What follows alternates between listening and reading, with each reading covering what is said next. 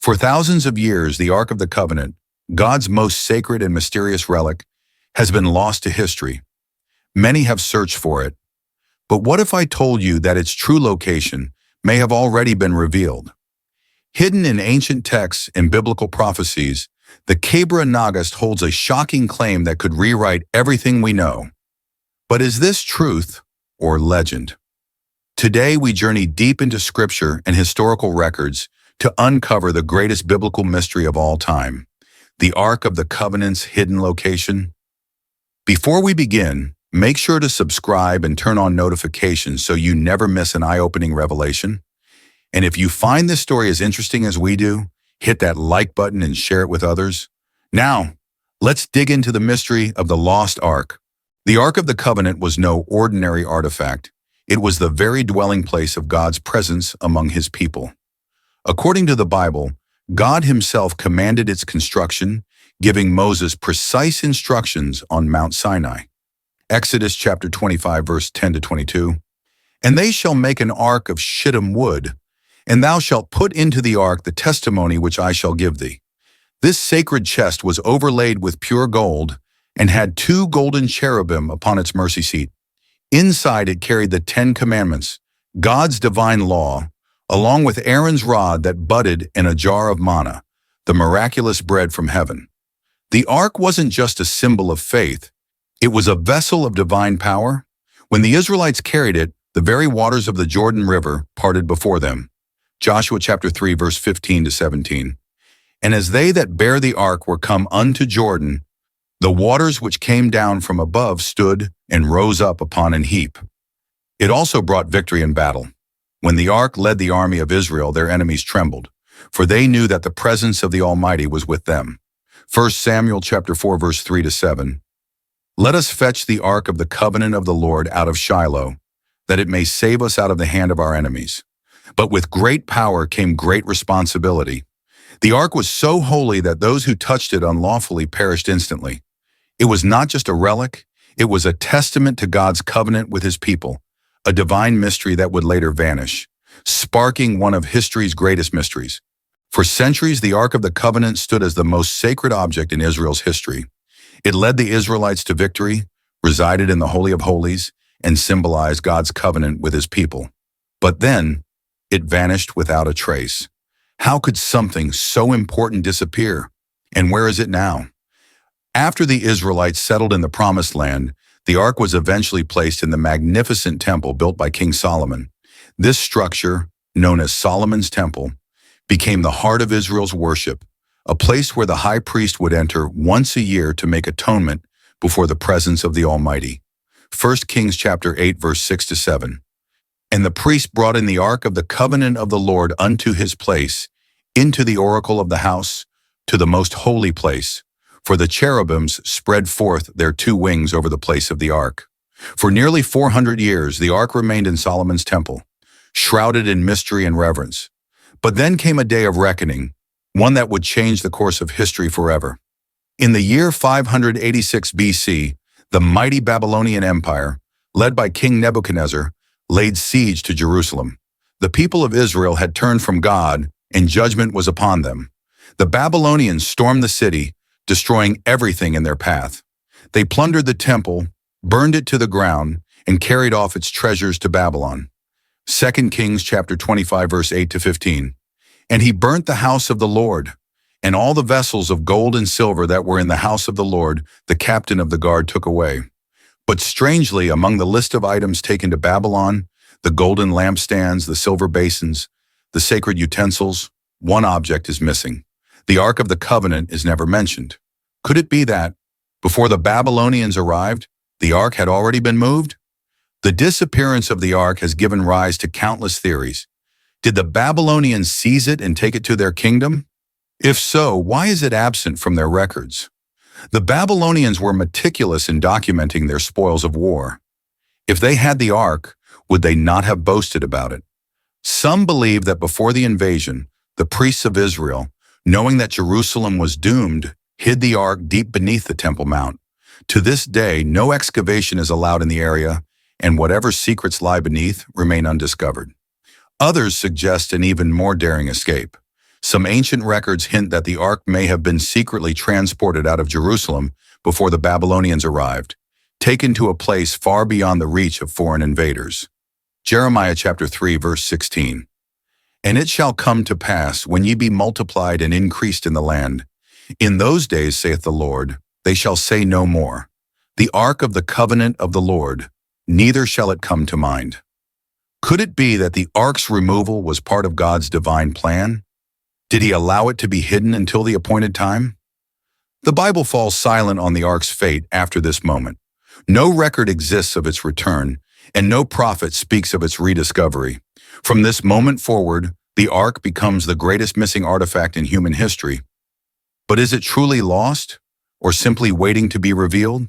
For centuries, scholars and treasure hunters have searched for the lost Ark of the Covenant.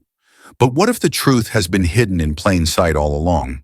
A 14th century Ethiopian text, known as the Kebra Nagast, meaning the glory of kings, tells a very different story about the Ark's fate. According to this sacred manuscript, the Ark was never destroyed, lost in battle, or buried beneath the ruins of the temple. Instead, it was taken to a distant land, far from the reach of invading armies, to Ethiopia. To understand this mystery, we must go back nearly 3,000 years to a legendary meeting between two powerful rulers, King Solomon of Israel and the Queen of Sheba. The Bible tells us that the Queen of Sheba, a wealthy and powerful monarch from a distant land, believed by many to be Ethiopia, traveled to Jerusalem to test Solomon's wisdom. 1 Kings chapter 10, verse 1 to 13. And when the Queen of Sheba heard of the fame of Solomon concerning the name of the Lord, she came to prove him with hard questions. And she gave the king 120 talents of gold, and of spices very great store. The queen was so amazed by Solomon's wisdom and wealth that she blessed him with gifts of gold, spices, and precious stones. But according to Ethiopian tradition, this meeting was more than just a diplomatic visit.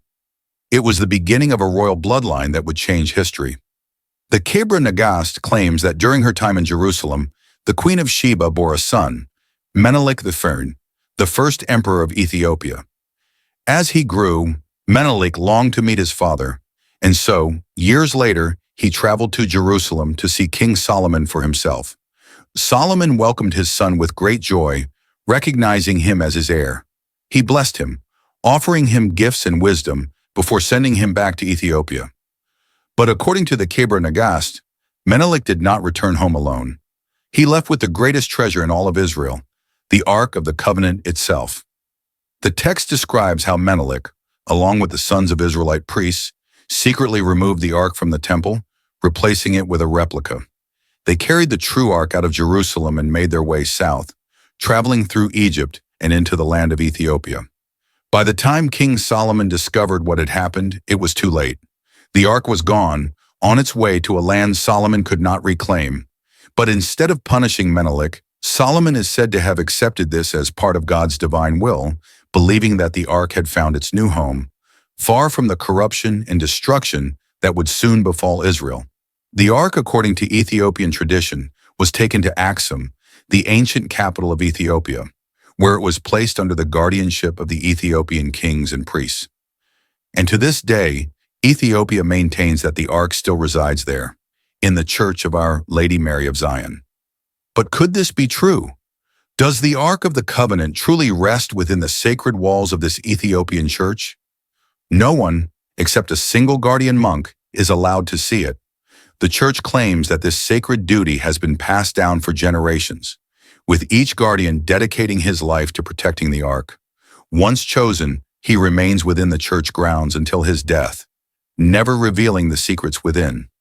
But if the Ark is truly there, why won't they allow outsiders to verify it? Could it be too sacred, too powerful for human eyes? Or is it possible that this ancient relic, the very throne of God's presence, has remained hidden in Ethiopia for over 2,000 years, waiting for the day it will be revealed to the world? Revelation chapter 11, verse 19. And the temple of God was opened in heaven, and there was seen in his temple the ark of his testament. Could this prophecy hint at the ark's return? Or is it a sign that the ark's true purpose is yet to be fulfilled? The mystery remains, but one thing is certain. If the Kebra Nagast is correct, the greatest biblical treasure of all time may not be lost. It may simply be waiting.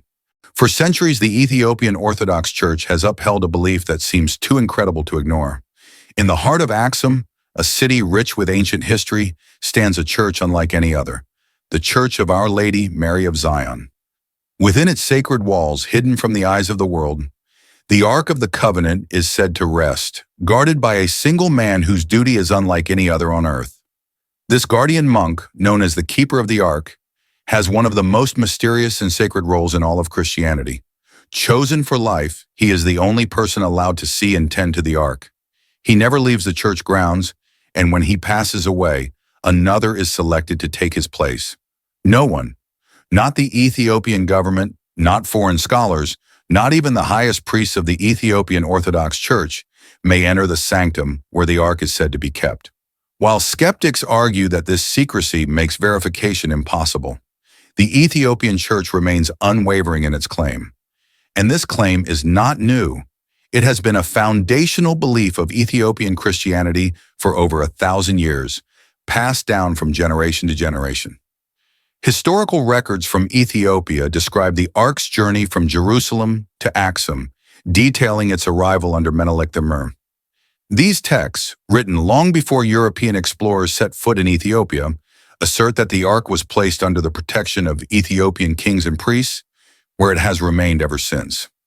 Every year, Ethiopia holds a sacred festival called Timkat, a Christian celebration of the baptism of Jesus. During this festival, priests carry sacred replicas of the Ark, known as tablets, in grand processions through the streets. The tablets symbolize the divine presence of the true Ark, which the Ethiopian Church claims still resides within their holy sanctuary. This ritual is deeply woven into the Ethiopian faith, reinforcing their belief that they are the chosen keepers of God's most sacred artifact. Isaiah chapter 18, verse 1-7. Woe to the land shadowing with wings, which is beyond the rivers of Ethiopia. In that time shall the present be brought unto the Lord of hosts of a people scattered and peeled, and from a people terrible from their beginning hitherto. A nation meted out and trodden under foot, whose land the rivers have spoiled, to the place of the name of the Lord of hosts, the Mount Zion. Could this prophecy from the book of Isaiah hint at Ethiopia's divine role in preserving the Ark? The land beyond the rivers of Ethiopia, a place where a special offering would be made to the Lord, has long been interpreted by some scholars as a reference to Aksum, the very city where the Ark is said to rest. Despite the weight of Ethiopian tradition, many remain skeptical. Without direct evidence, without the ability to physically examine the Ark, how can the world be sure? Some historians argue that the story of Menelik I may be symbolic rather than literal, a way to establish Ethiopia's connection to biblical Israel. But if this is simply a legend, why does Ethiopia guard the Ark with such unwavering devotion? Why does each guardian monk give up his life, never leaving the sanctuary, never revealing what he has seen? Could it be that the greatest biblical artifact of all time has been hidden here, protected from the wars and destruction that have ravaged the lands of the Middle East? Is it possible that the Ark of the Covenant, the very throne of God's presence, remains sealed away, waiting for the day when it will once again be revealed? The mystery deepens, and as we dig further, we begin to see that Ethiopia is not the only place where the Ark may have been taken. Some believe that the Ark's journey did not end in Aksum, but that it continued hidden in yet another location, far from the eyes of men. And this is where the story takes an even more astonishing turn. Where else could the Ark have been taken? And if Ethiopia truly has it, why has no one outside the church ever seen it? Join us as we uncover the next chapter in the search for the Ark of the Covenant and the secrets still hidden in the pages of history. For centuries, the story of the Ark's journey to Ethiopia has fascinated believers and scholars alike. But not everyone is convinced. Some argue that the Kebra Nagast is nothing more than myth, an elaborate legend designed to establish Ethiopia's divine connection to Israel. Could it be that the Ark never left Jerusalem at all? According to Jewish tradition, before the Babylonian invasion in 586 BC, the Ark was hidden deep beneath the Temple Mount to protect it from desecration. This theory is rooted in ancient Jewish texts, which suggests that King Josiah ordered the ark's concealment to prevent it from falling into enemy hands. To this day, the underground tunnels beneath the Temple Mount remain largely unexplored, as religious and political tensions prevent excavation. Could the ark still be resting in a hidden chamber beneath one of the most sacred sites on earth? In the book of 2nd Maccabees, an apocryphal text, another theory emerges. The prophet Jeremiah is said to have taken the ark and hidden it in a cave on Mount Nebo before the Babylonian conquest. 2nd Maccabees chapter 2, verse 4-5. It was also in the writing that the prophet, having received an oracle, commanded that the tabernacle and the ark should follow with him, and that he went forth unto the mountain where Moses went up and saw the inheritance of God. And Jeremiah came and found a hollow cave, and he carried in thither the tabernacle and the ark and the altar of incense, and so stopped the door. Mount Nebo, the very mountain where Moses once stood to view the promised land. Could it be the final resting place of the ark? Despite numerous searches, no evidence has ever been found. But some believe the ark remains buried in a secret cave, waiting for the day when God himself will reveal it to the world. Another intriguing theory points to the Lemba tribe of Zimbabwe and South Africa, an African people with astonishing ties to ancient Israel. DNA tests have confirmed that the Lemba's priestly clan carries the same genetic markers found in Jewish priests, the Kohanim. According to their oral traditions, their ancestors once possessed a sacred artifact known as the Ngoma Lungundu, believed to be a replica or even the original ark itself. This artifact, discovered in a Zimbabwean cave in the early 20th century, shares striking similarities with the biblical ark. The Lemba claim it was carried by their ancestors from Israel to Yemen and finally to Africa. But is this truly the Ark of the Covenant or merely an imitation? Some have even suggested that the ark is hidden deep within the Vatican's secret archives, locked away from public view. This theory stems from the belief that after the destruction of the Second Temple in 70 AD, Roman forces seized sacred Jewish relics and brought them to Rome. While there is no concrete evidence to support this claim, the mystery surrounding the Vatican's restricted archives continues to fuel speculation. But there is one question that remains unanswered. If Ethiopia truly possesses the Ark of the Covenant, why won't they reveal it? Why has no scholar, no outsider, been allowed to see and verify this sacred relic? Could it be that they are protecting something too powerful to be exposed? Or is it possible that they are guarding an empty sanctuary, preserving a legend that has taken on a life of its own? One thing is certain, whether hidden in Ethiopia, beneath the Temple Mount, on Mount Nebo, or somewhere else entirely, the Ark of the Covenant remains one of the greatest biblical mysteries of all time. And until the day it is revealed, the debate will rage on, capturing the imagination of scholars, believers, and adventurers alike. But what if the Ark is more than just a physical object? Could its true power lie not in gold or relics, but in something far greater? Join us in the final segment as we uncover the spiritual significance of the Ark and its role in the ultimate destiny of mankind. For centuries, the Ark of the Covenant was the ultimate symbol of God's presence among his people, a sacred vessel that carried his power, his law, and his promise. But what if the Ark was more than just an ancient artifact? What if its true purpose was never about gold and relics, but something far greater?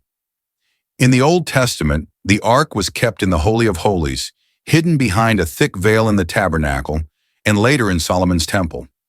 Only the high priest could enter, once a year, to make atonement for the sins of the people. Hebrews chapter 9, verse 4-5.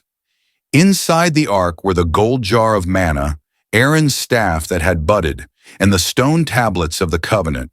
Above the ark were the cherubim of the glory, overshadowing the atonement cover.